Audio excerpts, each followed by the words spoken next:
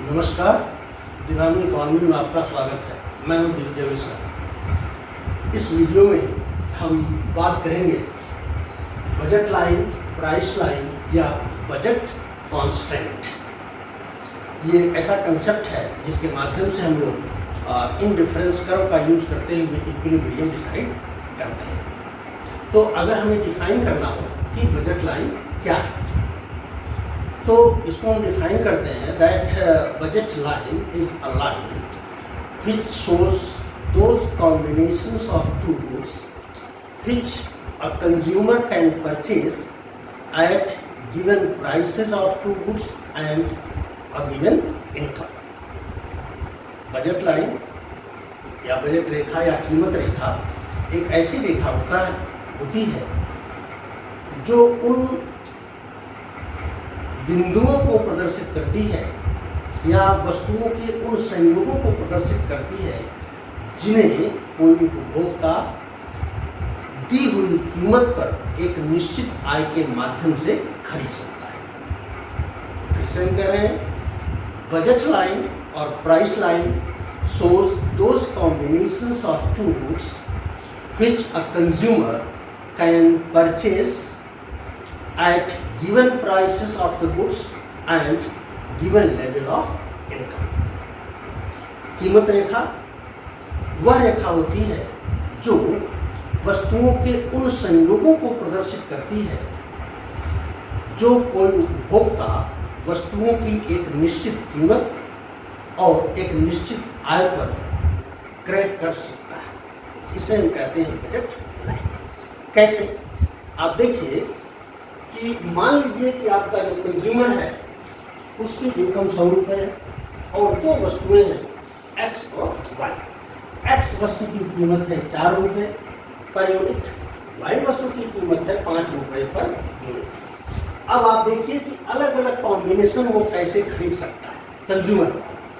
तो अगर वो पूरा का पूरा 100 रुपये एक्स पर खर्च कर दे तो उसे 25 एक्स मिल जाएगा, लेकिन ऐसे में उसको वाई 0, क्योंकि सारा पैसा उसका एक्स के परचेज करने में चला गया। अब अलग अलग वो कॉम्बिनेशन परचेज कर सकता है। कैसे? अगर एक्स की वो 20 यूनिट परचेज करता है तो 80 रुपीज़ वो एक्स पर खर्च करेगा, शेष जो 20 बचेंगे उसमें 4 यूनिट वो वाई की खरीद लेगा। इसी तरह कंज्यूमर चाहे तो 15 यूनिट एक्स की खरीद ले और 1 यूनिट वाई की खरीद एंड सो ऑन। इसी तरह से अगर पूरी इनकम हमारा कंज्यूमर वाई पर खर्च कर दे तो उसे 20 वाई मिल जाएगी। 20 वाई खरीद लेगा तो 100 रुपये खर्च हो जाएंगे, एक्स पर उसका 0 पैसा खर्च होगा। अब ये जो या इनके बीच का भी कॉम्बिनेशन वो कोई चाहे परचेज कर सकता है। 15 एक्स और 20 एक्स के बीच में कई सारे कॉम्बिनेशन हो सकते हैं। 8 वाई और 4 वाई के बीच में भी कई सारे कॉम्बिनेशन हो सकते हैं। तो जिनको चाहे वो खरीद सकता है। इस चीज को अगर हम एक डायग्राम के माध्यम से शो करें तो आप देखिए कि ये अगर पूरा पैसा कंज्यूमर हमारा खर्च कर देता है एक्स पर तो वो 25 एक्स खरीद सकता है। 25 एक्स कैसे कि 100 रुपये है उसके पास और 4 रुपये इसका प्राइस है, डिवाइड कर दीजिए 25 एक्स आ गई। इसी तरह से 100 रुपये उसके पास है, वाई की कीमत 5 है, डिवाइड कर दीजिए 20 वाले।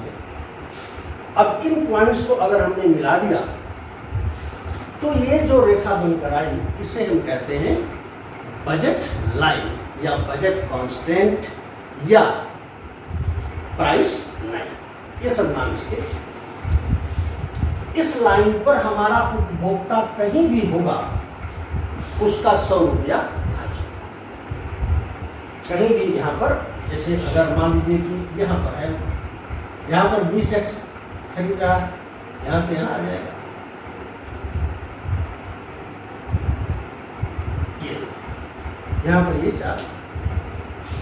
तो अगर ये यहाँ पर आ गया सी पॉइंट पर तो यहाँ पर वो 20 एक्स खरीदेगा और 4 वाई खरीदेगा। बी पॉइंट पर वो वाई 0 परचेज कर रहा है और एक्स 25 परचेज कर रहा है। तो इस तरह से हम बजट लाइन ड्रा करते हैं। अगर हमारा कंज्यूमर इस बजट लाइन के अंदर है कहीं पर तो फिर वो 100 रुपये खर्च नहीं होगा, 100 रुपये के अंदर ही उसका खर्चा होगा। तो ये जो पूरा एरिया है ओ ए बी, ये पूरा जो ट्राइंगल है, इसको हम कहते हैं बजट स्पेस। Budget space. इस पूरी ये जो ट्राइंगल का एरिया है इसको कहते हैं बजट स्पेस। इसका मतलब कि इसके अंदर इस लाइन पर अगर है कंज्यूमर तो पूरी इनकम खर्च होगी, लेकिन अगर इसके अंदर है तो उसका पूरा पैसा खर्च नहीं होगा, कुछ पैसा उसका। तो बजट लाइन का जो जनरल इक्वेशन है वो इस तरह से बनता है p x into x plus P Y into Y is equal to I. यहाँ पी एक्स का मतलब है एक्स की कीमत, एक्स का मतलब है एक्स की क्वांटिटी, पी वाई का मतलब है वाई की कीमत, वाई का मतलब है क्वांटिटी, आई का मतलब है इनकम। हम जो स्पेसिफिक एग्जाम्पल ले रहे हैं इसमें आप देखिए एक्स की कीमत 4 है, ये हो गया 4x, वाई की कीमत 5 है, 5y, इनकम 100 है। ये हमारा ये जो हमने बजट लाइन ड्रॉ की है इसका इक्वेशन। अब बजट लाइन का स्लोप क्या होगा? स्लोप जो होता है वो होता है परपेंडिकुलर अपॉन बेस। स्लोप ये बराबर होता है परपेंडिकुलर अपॉन बेस। हमारे इस एग्जाम्पल में परपेंडिकुलर है 20 और बेस है 25, ये बराबर 20 अपॉन 25 यानी 4 अपॉन 5। और 4 क्या है? Price of x. 5 क्या है? Price of y. तो it is p x upon p y. ये हो गया आपके बजट लाइन का स्लोप।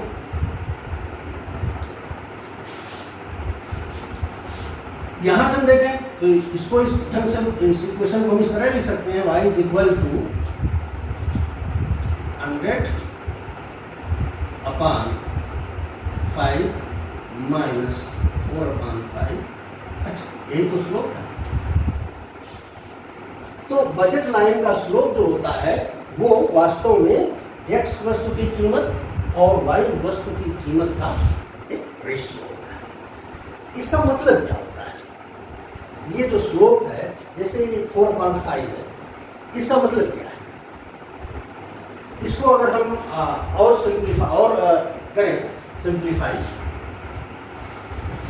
तो इसका मतलब यह हुआ x की कीमत 4 है, y की कीमत 5 है, 4/5 का मतलब 0.8। इसका मतलब यह हुआ कि एक x के बदले मार्केट में हम 0.8 y का एक्सचेंज कर सकते हैं। Means this is the rate of exchange of the goods in the market.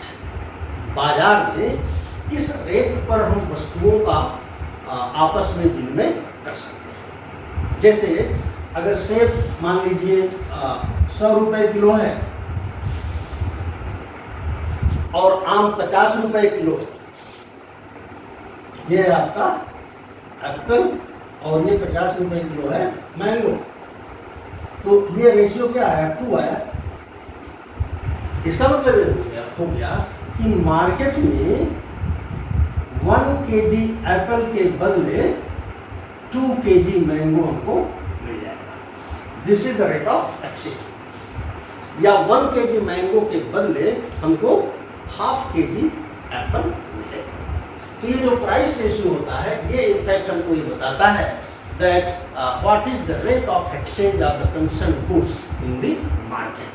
बाजार में संबंधित वस्तुओं के विनिमय की दर क्या है। यहां से मुझे बात पता चली। अब अगर हम ये बजट लाइन की बात हुई, अगर हम बजट स्पेस की बात करें तो जो बजट स्पेस है हमने आपको बताया कि ये जो पूरी अंदर की एरिया है इसको हम बजट स्पेस कहते हैं। तो बजट स्पेस का जो जनरल इक्वेशन होगा वो होगा P x into x plus P Y into Y is less than or equal to I. यानी कि इस पर जो भी पैसा हम खर्च करेंगे वो अधिकतम तो इनकम के बराबर हो सकता है या इनकम से कम हो सकता है। एरिया है, इसको हम कहते हैं बजट स्पेस। अब अभी हमने बताया that slope of budget line is ratio of the function goods. तो अगर वस्तुओं की कीमतों में परिवर्तन हो जाता है तो निश्चित रूप से जो स्लोप है वो भी बदल जाएगा। कैसे, आप देखिए,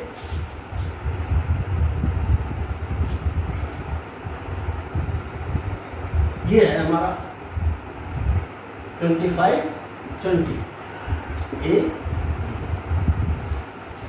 अगर x की कीमत, या हम वही मानकर चले 100 रुपए, अगर x की कीमत 4 रुपए से घटकर 2 रुपए हो जाए तो 100 रुपए में हमारा जो कंज्यूमर है वो ज़्यादा मात्रा में खरीदेगा और ये बजट लाइन हमारी निश्चित कर देगा। ये 50। अब ये बजट लाइन होगी x। ये स्लोप। अगर x महंगी हो जाए, 4 के बजाय 2 रुपए के मिलने लग जाए, सॉरी 4 के बजाय 8 रुपए के मिलने लग जाए, तो हम यहाँ पर आ जाएंगे। बजट लाइन हमारी ये हो जाएगी हाफ। तो इस तरह से अगर जो कोई भी वस्तु है उसकी कीमत में परिवर्तन होता है एक वस्तु की, तो इस तरह से इसको, इसी तरह से अगर वाई वस्तु है, ये है, अगर वाई वस्तु सस्ती हो जाएगी तो हम इधर आ जाएंगे, ये बी है, ये ए डैश आ गया। अगर वाई वस्तु महंगी हो जाए तो हम यहाँ आ जाएंगे, ए डबल डैश। तो इस तरह से जो बजट लाइन है उसका स्लोप जो है वो प्राइसेस पर डिपेंड करता है। अगर रिलेटिव प्राइसेस चेंज होते हैं तो बजट लाइन का स्लोप बदल जाता है। ध्यान रखिए, बजट लाइन का स्लोप बराबर होता है slope is equal to px upon p। अगर कंज्यूमर की इनकम बदल जाए तब क्या होगा? जैसे हमने लिया था, ये कंडीशन थी कि 100 रुपए में ये 25x और 20y हमारा कंज्यूमर परचेज कर सकता है।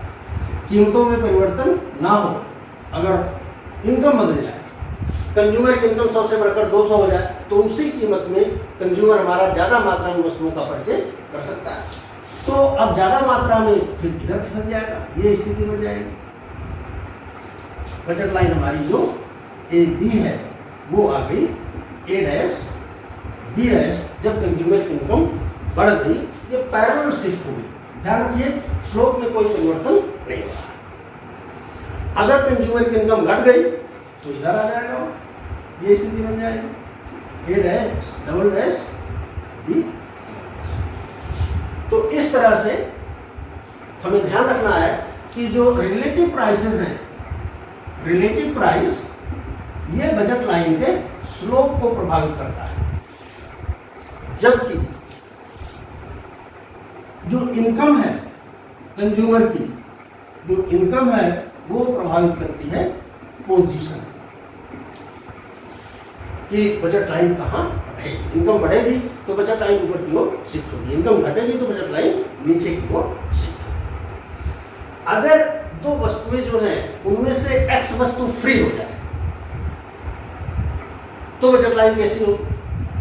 आप देखिए कि slope of the budget line is this.